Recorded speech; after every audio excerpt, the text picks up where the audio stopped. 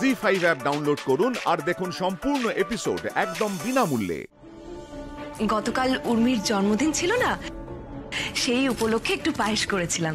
আসলে কালকে আমরা এই সমস্ত কিছু ভাবার মতন অবস্থায় ছিলাম না। আমি ক্ষুণ্ণ হয়েছিলাম উর্মির ওপর, কারণ আমার কাছে তো উর্মির জন্মদিনের থেকে অনেক অনেক বড় ছিল ওর বাবার মৃত্যুদিন। ওইটা ছিল ওর বাবার মৃত্যুদিন, কিন্তু আপনি আমার সামনে আয়না ধরলেন। সত্যি তো, আমি তো মা হিসেবে ভাবিনি, আমি কেবল স্ত্রী হিসেবে আমার কষ্টটা ভেবেছিলাম। আপনি আমাকে বুঝিয়ে দিয়েছিলেন, কিন্তু সেটা আমি বুঝেছি অনেক পরে। আমি সেই জন্যে আমার কষ্ট থেকে বেরিয়ে ওকে জড়িয়ে ধরতে পারিনি, ওর শূন্যতাটাকে পূরণ করতে পারিনি। এই দিনে না জন্মালে যে উর্মির মতো লক্ষ্মীবন্ত মেয়েকে আমরা আমাদের পরিবারের একজন করে পেতাম না দিদি।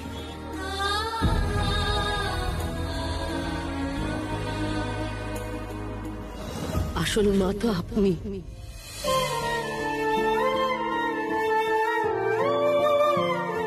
আমি আর সেভাবে মা হতে পারলাম কই?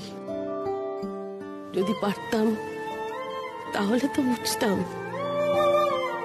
কতটা শূন্যতা আমার মেয়েটা বুকে বয়ে নিয়ে বেড়াচ্ছে। আর মা হিসেবে আপনি যে অনেক বড়, সেটা আমি বুঝেছিলাম যখন উর্মি কোমাতে ছিল। আমি তো কেবল কাঁদছিলাম, আমি হতাশ হয়ে পড়েছিলাম, কিন্তু আপনি আমাকে টেনে নিয়ে গিয়েছিলেন মন্দিরে, মসজিদে, গির্জায়।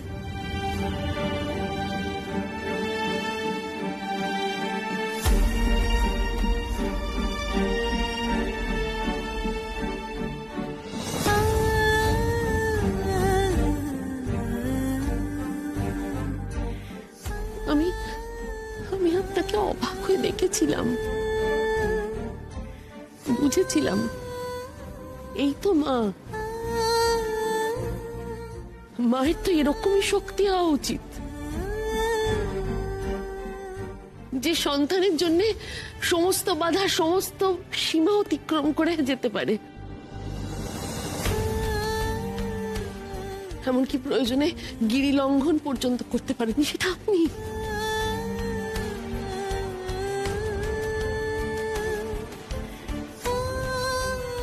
আপনার মধ্যে যে শক্তি আমি দেখেছিলাম, এই যন্ত্রটা অভ্যেস খারাপ করে দিয়েছে জানিস, না চললি ঘুম ভাঙতে দেরি।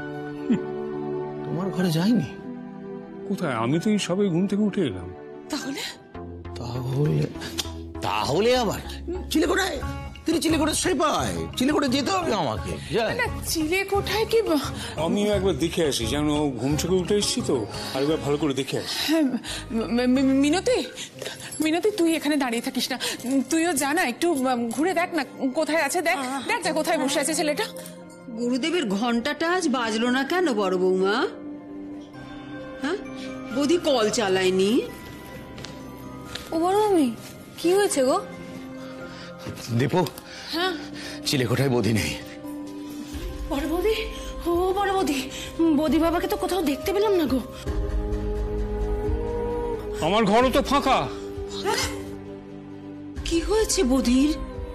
বৌদি কি হয়েছে গো? ও বৌদি কি হয়েছে? ঠাকুরপো, বৌদি তোমাদের ঘর? না, আমাদের ঘরে তো নেই। কেন, কি হয়েছে বলবে তো? কি হয়েছে বড়দি? বৌদি আবার কিছু করেছে? ও বৌদি। দীপু, বৌদি কোথাও নেই। কি বলছো দাদা? কোথাও নেই?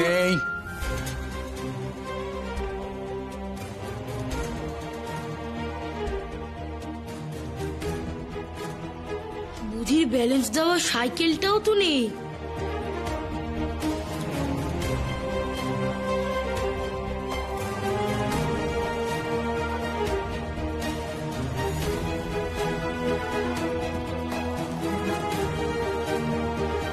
তাহলে দাদা সাইকেল করে বাড়ি ছেড়ে চলে গেল।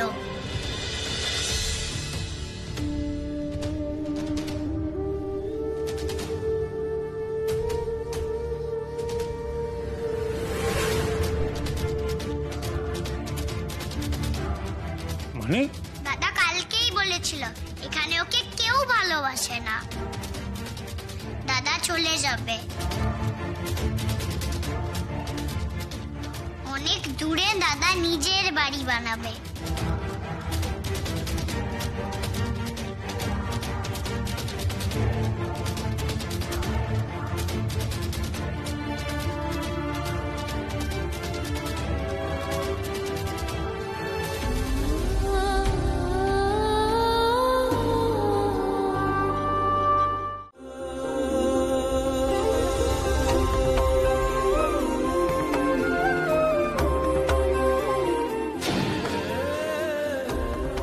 দেখলেন তো ডাক্তারবাবু, আমি একদম ঠিক আছি, আপনি শুধু শুধু চিন্তা করেন। গৌরী, ওখানে কি হচ্ছে সেটা আমাকে বলবে? তুমি অজ্ঞান হয়ে যাওনি? হ্যাঁ হ্যাঁ ডাক্তারবাবু, এটা সত্যি যে আমি অজ্ঞান হয়ে গেছিলাম।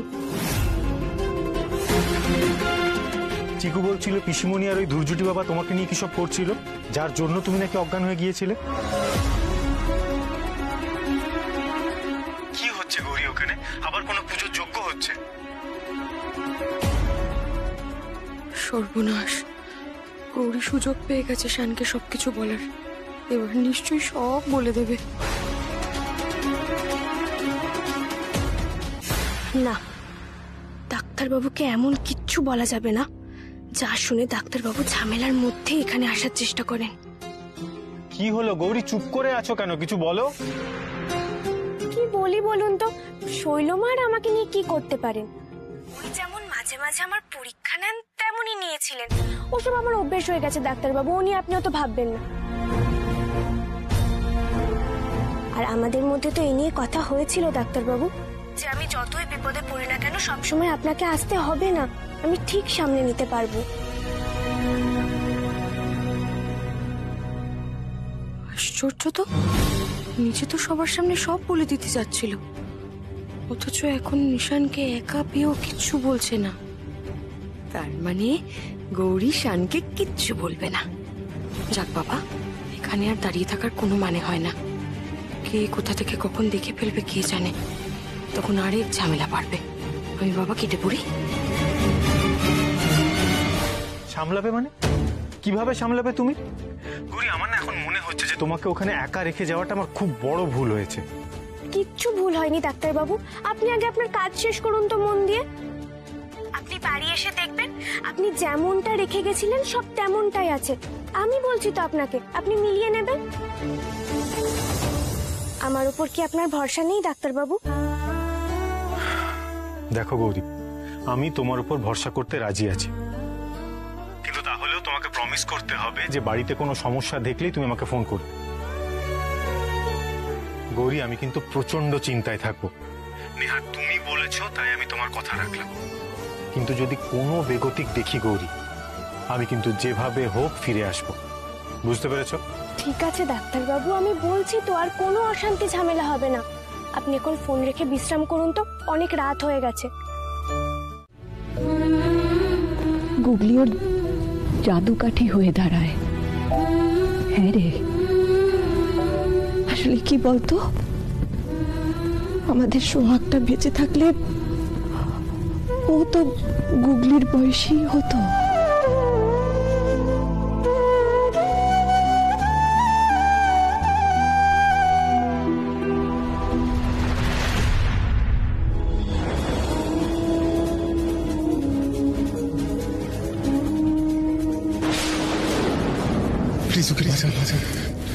যা করতে করো, আমি দায়িত্ব নেব।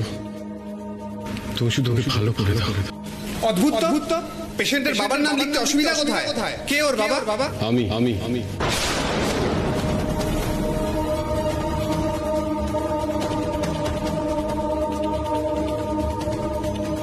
আমি আপনার জন্য কিছু করিনি, যা করেছি গুগলির জন্য করেছি। গুগলি তো আপনার নিজের কেউ হয় না, তাহলে আপনি কেন ওর জন্য এতটা করছেন? আপনার মনে এত কষ্ট লুকিয়েছিল? কই, আমি তো কোনোদিনও বুঝতে পারিনি।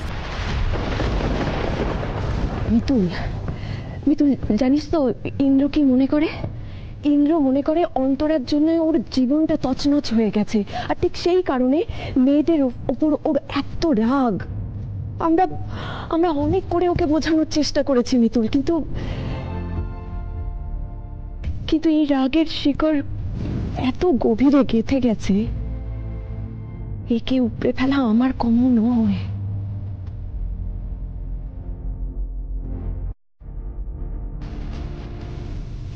মিতুল, মিতুল, আমি জানি তুই খুব শক্ত মনের মেয়ে, খুব শক্ত,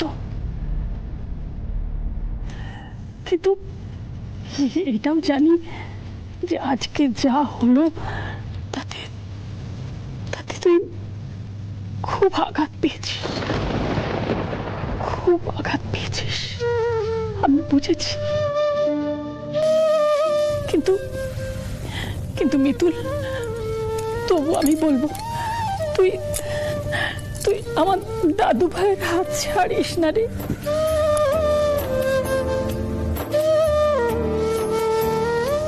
ওকে আবার নতুন করে আরেকবার বাঁচবার সুযোগ করে দে।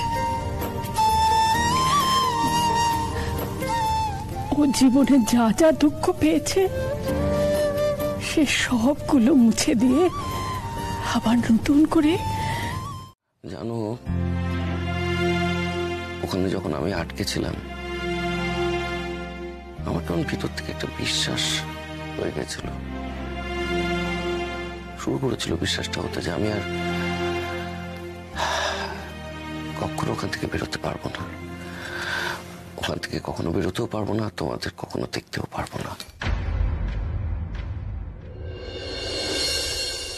কি বলছেন আপনি?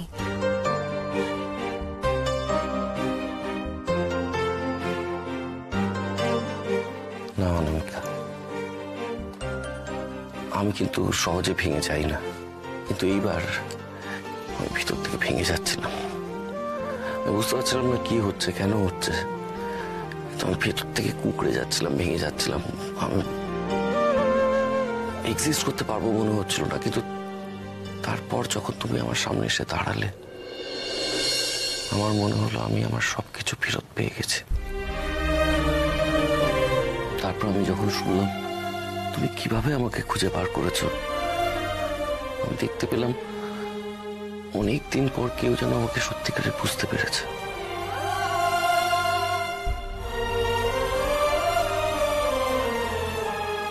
বিশ্বাস করো অনামিকা, আমার বাড়ির লোকজন, আত্মীয় স্বজন, বন্ধু বান্ধব, কেউ এত বছরেও আমাকে এতটা বুঝতে পারেনি যতটা এই কদিনে তুমি আমাকে বুঝে গেছো।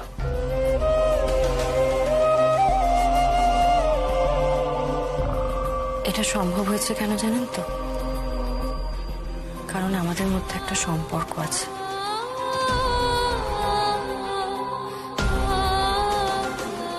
যেটা আপনি এখনো বুঝে উঠতেই পারেননি।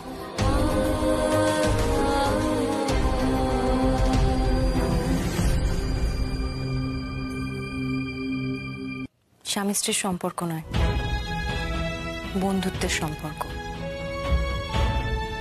দেখুন, আমরা বলি আর না বলি, আমরা নিজেরা জানি আমাদের মধ্যে একটা অদ্ভুত বন্ধুত্ব আছে, বন্ধুত্বের সূত্র আছে। তাই আমি যদি কোনো বিপদে পড়ি সবসময় আপনি ছুটে আসেন, আর আপনি বিপদে পড়লে আমি ঠিক বুঝতে পারি সবকিছুর আগে আপনি আমার বন্ধু, খুব ভালো বন্ধু। আর একজন বন্ধুই একজন বন্ধুকে ভেতর থেকে চিনতে পারে, সব থেকে ভালো চিনতে পারে।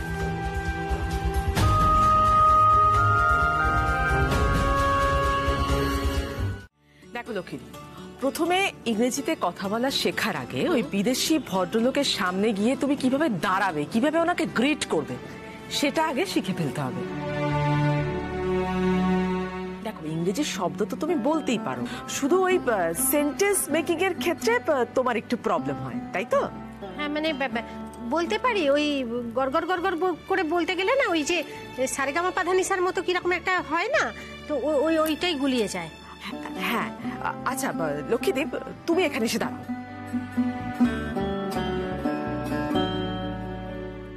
দেখো, তুমি যখন বিদেশি ভদ্রলোকের কেবিনে ঢুকবে তখন তুমি প্রথমে কি করবে, মানে কি বলবে? I am Lakshmi Das. ঠিক বলেছি আঙ্কেল? Very good. তুমি যা কথা ইংলিশে বললে সেটা একদম ঠিক আছে, কিন্তু দেখো ওই ভদ্রলোক তো তোমার নাম জানেন, তাহলে নামটা না বলে তুমি ওনাকে গ্রিট করবে কিভাবে? গ্রিট মানে কি? গ্রিট মানে হলো সম্বোধন করা। কিভাবে তুমি সম্বোধন করবে আমি দেখাই তোমাকে, তুমি দেখো আর শিখে নাও। উনি মনে করো তোমাকে বললেন হাউ আর ইউ, তুমি তখন কি বলবে? আই এম ফাইন স্যার, মানে আমি ভালো আছি। আই এম ফাইন মানে আমি ভালো আছি, আমি জানি, আমি অত অশিক্ষিতও নই। হ্যাঁ লক্ষ্মী, যা বলছি ও শোনো না, এটা শিক্ষিত অশিক্ষিতর ব্যাপার না, ব্যাপারটা হচ্ছে কি তোমার তো অভ্যেস নেই, সেই জন্যই তোমাকে প্র্যাকটিসটা দেওয়া হচ্ছে, বুঝলে? যা বলছে শোনো, মন দিয়ে শোনো, মন দিয়ে শোনো। চুপ করো তো, হাতি কাদায় পড়লে চামচি খেতেও লাথি মারে। বলো। আচ্ছা ঠিক আছে ঠিক আছে দেবুদা থাক। লক্ষ্মীদি তুমি আর আমি বরং চলো প্র্যাকটিস করি। আমি জিজ্ঞেস করি তোমাকে, how are you? I am fine, how are you?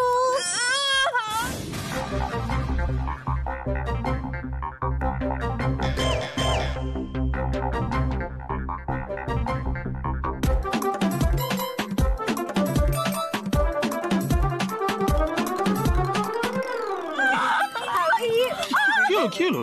কি হয়েছে? কি হলো? কি হলো? লক্ষ্মীদি এমন ভাবে হাতটা চেপে ধরলো। কি হলো বলো তো, আমি ঠিক বুঝলাম না। আমি একটু বরফ নিয়ে আসছি। না না না, বরফ টরফ কিছু লাগবে না, আসলে লক্ষ্মীদি এত জোরে চেপে ধরেছে। আরে বাবা দেখো, আমি একজনের সঙ্গে একটা ব্যবসায়িক সম্পর্ক স্থাপন করতে যাচ্ছি। হ্যাঁ, জোরে করমর্দন না করলে সে কি করে বুঝবে যে আমার মনের মধ্যে কতটা জোর আছে, আমার ব্যবসা করার কতটা দম আছে? তার উপরেই নির্ভর করবে না আমি কাজটা পাবো কি পাবো না। এটা হচ্ছে একটা ব্রিটিশদের চিন্তা ভাবনা, সেটাই আমি অবলম্বন করতে চাইছিলাম। আমি ভাবলাম তুমি আমার প্রশংসা করবে। আর মিঠাই রানীর বিয়ে নিয়ে কি ধারণা ছিল, মানে ড্রিম ওয়েডিং প্ল্যান কি ছিল মিঠাই রানীর? দেখো, আমি তো আর বিয়েতে বিশ্বাস করতাম না, তাই আমার কোনো আইডিয়াও ছিল না, কোনো প্ল্যানও ছিল না। তো মিঠাই রানী তো বিয়েতে বিশ্বাস করতো, এখনো করে, তো নিশ্চয়ই কোনো আইডিয়া ছিল। মানে তুমি আই এম শিওর একটা ভালো হাজবেন্ড চেয়েছিলে, উচ্ছে বাবু টাইপ হাজবেন্ড তো নয় নিশ্চয়। এসব নিয়ে ভাবার মতো সময় ছিল মিঠাইয়ের? হ্যাঁ, রোজ সকালবেলা মুন্নি নিয়ে মনোহরা হারিয়ে নিয়ে শহরে আসা, বাড়ি বাড়ি ঘুরে মনোহরা বিক্রি করা, তারপর মুন্নি নিয়ে আবার সন্ধ্যেবেলা ট্রেনে চড়ে বাড়ি ফেরা। জানাইতে ফিরেই কি করতাম, কাকা মা আমি গুলতি চারজন মিলে মনোহরা তৈরি করতাম। পরের দিন সকালবেলা আবার মুন্নি নিয়ে মনোহরা হাড়ি নিয়ে শহরে আসা, এই তো করতাম। এই সব কিছুর মধ্যে বিয়ে, সংসার, বর, এইসব ভাবার মতো সময় ছিল নাকি আমার? হ্যাঁ, গোপাল যে উচ্চবাবুকে জুটিয়ে দিয়েছে কপালে, এর জন্য মিঠাই একেবারে ধন্য হয়ে গেছে।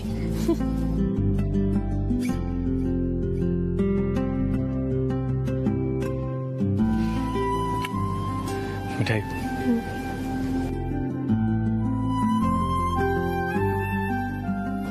আমি না ডিসাইড করেছি তোমাকে আমি আর খাটতে দেবো না। তোমার এই হাতটা ঠিক হলেও আমি তোমাকে খাটতে দেবো না। এরপর যা করার আমি করবো। তুমি অনেক করে নিয়েছো আমাদের জন্য। সরি মিঠাই। কি সরি? পাগলের কথা শোনো, কি বলছো তুমি? আমাকে খাটতে দেবে না? আরে বাবা, এইটুকু খাটনিতে আমার কোনো কষ্ট হয় না। মিঠাই যদি এভাবে শুয়ে বসে থাকে তাহলে তো শরীরে জং পড়ে যাবে। তোমার বাজরে কি করে মিঠাই? হ্যাঁ,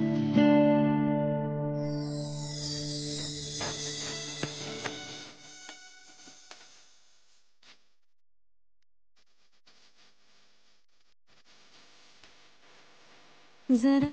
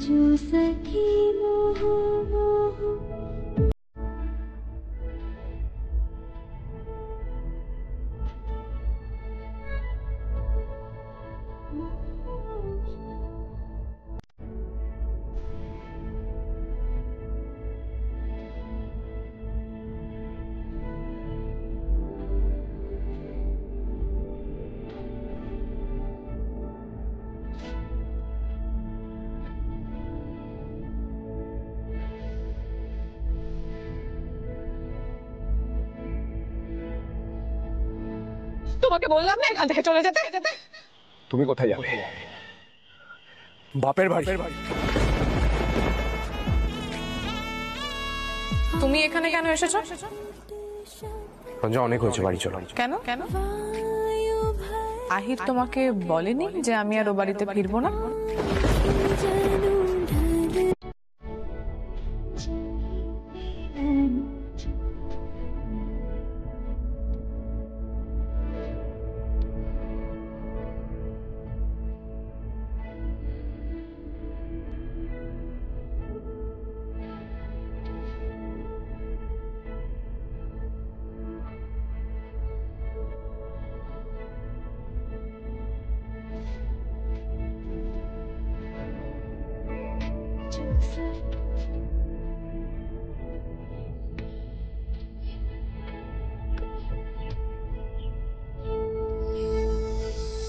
শোনো না, ফেরার পথে আমাদের যেখানে খেতে যাওয়ার কথা, আমি না মল্লারদাকে সেই জায়গার নামটা বলে এসেছি। মল্লারদা যদি এসে রঞ্জাকে নিয়ে যেতে চায়, তুমি কিন্তু একটু সাহায্য করো। দেখো, মল্লারদা যে কাজটা করেছে সেটা ভুল করেছে, বড় ভুল করেছে, কিন্তু মল্লারদা যে সংস্কারের মধ্যে বড় হয়েছে, সেই সংস্কারটা তো এভাবে কেউ দুম করে ছুঁড়ে ফেলে দিতে পারে না, তাই না? তুমি একবার রঞ্জাকে দেখো, ও কিন্তু ভালো নেই।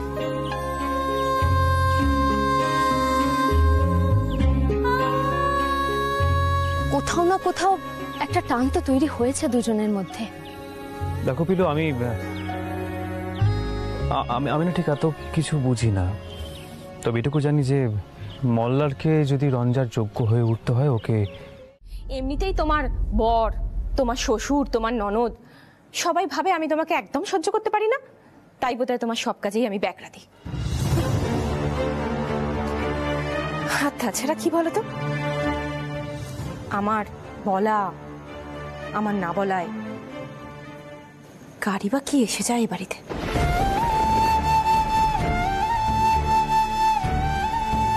বাবা বাবা এই কাজ করবেন না, বাবা করবেন না। আহা, এত ভয় পাইও না তো, তোমার শাশুড়ি ঠিক মাইনা লইব।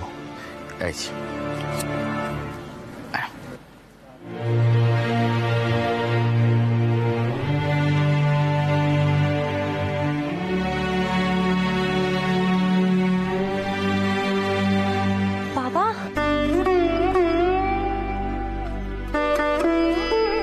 রাহো,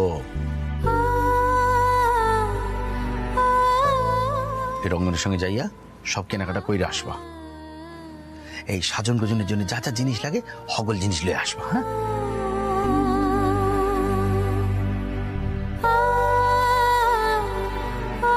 একদম। আর বৌদি, আজ কিন্তু আমার দুটো বন্ধু আসবে তোমার কাছে সাজতে। একবার শুরু তো করুন মল্লিকা, দেখবেন সব ঠিক হয়ে গেছে। চলুন আমরা এবার মার্কেটে বেরোবো। বাবা এই এত টাকা? হ্যাঁ, ভয় নাই, কারো টাকা লই নাই, চুরি করি নাই। এইটা আমার প্রাইজের টাকা। তবলা বাজাইছিলাম না, সেখানে তবলা বাজায় প্রাইজ আইছিল, তো আমি ঠিক করছিলাম কিছু বিশেষ কাজে এই টাকাখানা লাগাইয়া দিব। তো ব্যাংকে আলাদা করে রাখা দিয়েছিলাম, বিশেষ কাজ আইসা পড়ছে, এখন তাই জন্য টাকাখানা দিয়ে দিলাম।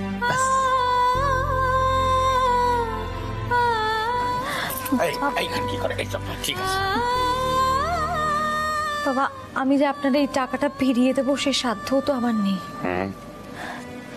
আপনি আমাকে যে স্নেহ দিয়েছেন বাবা, তা আমি আমার নিজের বাবার কাছ থেকে কখনো পাইনি, কোনোদিনও পাইনি।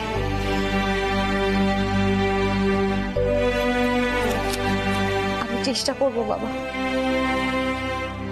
আপনার এই স্নেহের যোগ্য হয়ে উঠতে আমি খুব চেষ্টা করব, আমি কথা দিচ্ছি। এইটা কি এইটা কি ভালো থাকো, আবার কাঁদে দেখো। দেখো একটা কথা কই তোমারে, তুমি হইলে গিয়ে আমার রঙ্গনের স্ত্রী। পাগল ছেলেটার একটু দেখবা, ও যেন ভালো থাকে, এটাই আমার উদ্দেশ্য।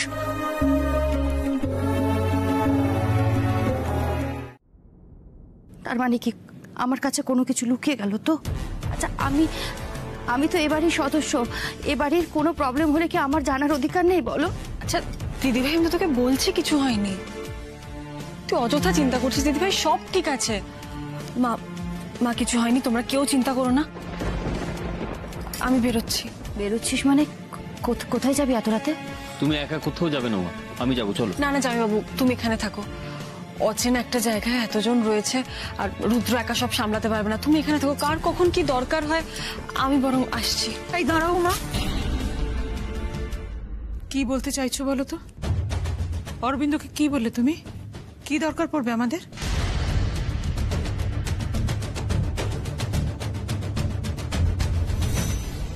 আচ্ছা, তোমার কেন মনে হচ্ছে যে তুমি একা সবকিছু বুঝতে পারছো, সবকিছু সামলাতে পারছো, আর আমরা কিচ্ছু বুঝতে পারছি না? চুপ করে থাকলেও অনেক কিছু বোঝা যায় মা। তোমার এই চুপ করে থাকাটার জন্য কিন্তু সোমার ভয় করছে, এবং আমারও এখন মনে হচ্ছে কিছু একটা হয়েছে। কি হয়েছে খুলে বলো মা। আমি তো বলছি সব ঠিক আছে। দিদি ভাই, তুইও অকারণে চিন্তা করছিস, আর তোর কথা শুনে মাও চিন্তা করছে। সব ঠিক আছে, তোমরা কেউ চিন্তা করো না, তোমরা এখানে থাকো, সাবধানে থাকো, সবার খেয়াল রাখো, তোমরা ঠিক থাকো। আর দেখো যে মা, তুমি তো জানো যে বৌদি কি সুন্দর ঘর বাইরে দুটোই সামলায়, বল। এবার এরকম একটা পরিস্থিতিতে যদি আমরা এমন করি, তাহলে বৌদি কি করে শক্ত থাকবে? আমি বুঝতে পারছি রুদ্র, উমা একা হাতে সব সামলাচ্ছে, কিন্তু তুই একবার বোঝার চেষ্টা কর, বাড়িতে একটার পর একটা প্রবলেম লেগেই রয়েছে। সেই সবকিছু স্ট্রেসটা কিন্তু আমাদের সবার উপর দিয়ে যাচ্ছে, মেজাজ ঠিক থাকছে না রুদ্র। আমার তো মনে হচ্ছে কোনো কিছু যেন আমাদের কন্ট্রোলেই নেই। সবকিছু আমাদের কন্ট্রোলেই থাকবে রেখিয়াদি, চিন্তা করো না। মা, এবার আমার সত্যি দেরি হয়ে যাচ্ছে, আমি বেরোচ্ছি। কিন্তু এত রাত্রে তুমি একা একা যাচ্ছ, এটা কিচ্ছু হবে না মা, আমি পৌঁছে ফোন করব।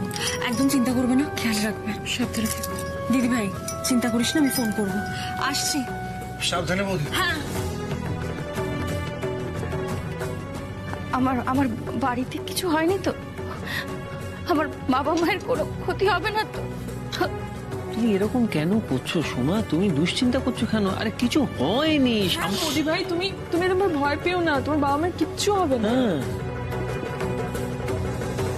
মাঝে কত শক্ত মনের, সেটা তোমরা কেউ জানো না। Hats off to her. সমাধি, এটা কিন্তু আমাদের ভেঙে পড়ার সময় নয়।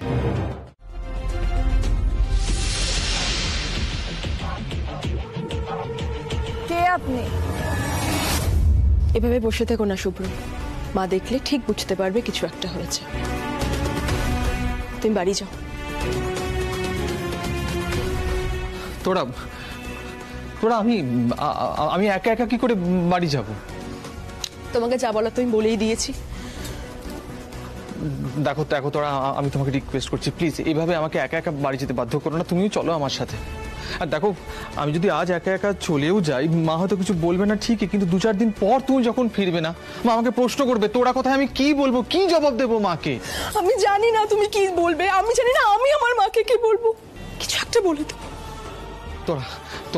তোরা একটু বোঝার চেষ্টা করো। আমার বাড়ির লোকের সামনে, আমার মা বাবার সামনে এভাবে আমাকে অপরাধী বানিয়ে দিও না। আমি অপরাধী নই। আমি সত্যি জানি না শুভ্র, আমি কি করবো, আমি সত্যি জানি না। আমি কোনো এক চক্রান্তের শিকার, কিন্তু সেটা আমি না পারছি তোরাকে বলতে, না পারছি লুকিয়ে রাখতে। একটা ভুল সিদ্ধান্ত আমাকে যে এভাবে বিপদে ফেলে দেবে, সেটা আমি কল্পনাও করতে পারিনি। কি হলো, কি ভাবছো? আচ্ছা তোরা একটা কথা বলো তো আমাকে, হ্যাঁ? তুমি সত্যি নিজে বিশ্বাস করো যে আমি কারুর কোনো ক্ষতি করতে পারি? বিশ্বাস করো? আর কার কাছে কি প্রমাণ আছে? কিচ্ছু প্রমাণ নেই। তাহলে কি কারণে আমাকে এভাবে অপরাধী বানিয়ে দেওয়া হচ্ছে? কেন? ঠিক আছে, ঠিক আছে, যতদিন না পর্যন্ত তোমার বিরুদ্ধে কিছু প্রমাণ হচ্ছে ততদিন পর্যন্ত আমার কাছে তুমি অপরাধী না। কিন্তু আমার বোন তুবড়ি তো ঠিক বের করবে। আমার বিশ্বাস ও অপরাধীকে ঠিক আমাদের সামনে নিয়ে আসবে। তখন যদি এটা প্রমাণ হয় শুভ্র যে তুমি অপরাধী, সেদিন কিন্তু আমি আর ফিরবো না।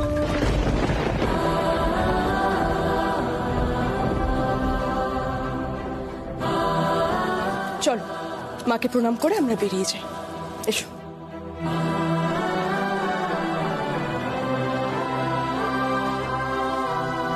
কি হলো বলুন কি আপনি?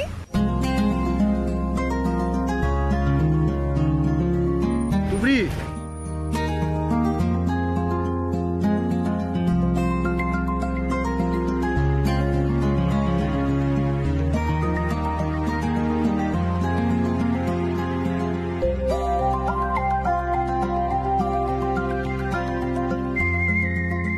আপনি জি5 ডাউনলোড করুন আর সব এপিসোড দেখুন একদম ফ্রি।